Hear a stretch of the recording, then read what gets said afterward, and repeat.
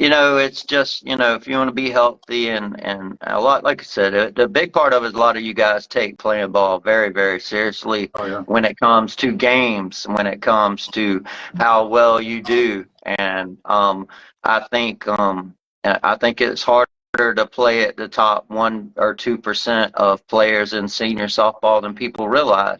I don't necessarily think that's for everybody. I think a lot of people try to hit around 650 or 700 and be that really good player there, the ones that can, and they're happy if they do that. And I tell people all the time, I think hitting 850 is incredible at tournaments if you can do it more than once. Now everybody's going to go out there and have a good weekend, but if you play 5 tournaments and you're hitting over 850 in 3 of those, man, shit, That's you know. that's great numbers Yeah, that right is there. great numbers, and I know I've seen guys like you and Brandon and others do that, and I'm like, God, how do you go out there? You know, I may have one tournament a year where I do that, and I'll be honest, that's because a lot of the balls just fell when I didn't hit it square, and you just, have a little luck to hit 850, or hit a bunch of home runs because maybe it was unlimited. And, it's easier to hit that high if you can just swing away. There's no defense on the other side of the fence, I always say.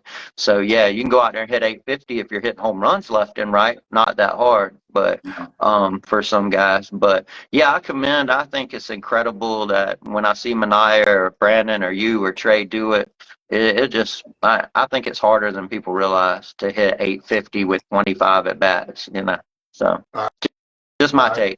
yeah, Just agree my take. 100%. Yeah. And I don't, and that's things like I talked about it in the past about what alcohol does to your body, and it really depends on what you want. If you want to go out there and have a few drinks with the guys, it's still going to be, Yes. dehydration, and you need to be hydrated when you're playing ball, especially when it comes up to playing up in, Vegas or Utah, places like that. Oh yeah, for sure. Arizona. And just from listening to you, when I do play, which isn't much, what I try to do is, I won't have any beer like Thursday, Friday, Saturday through until I'm done playing, you know, and just try to be as hydrated as I can because it's hot here a lot of the year when we're playing. So, try to be conscious of that and watch what we eat. And then carb load. I try to carb load right before I play, try Yeah, try to keep my energy up. but I think if we do these clinics, and we can talk about all that too, and it's to help people that want to achieve that get better. And there's going to be people out there that really don't, okay, we're just out here for the fun, and we don't. That's Yeah, okay. and there's nothing wrong There's with that. nothing wrong Yeah, with there's that. nothing wrong with that. It's for the people that want to hit that extra, 500%, or 50% in their batting average.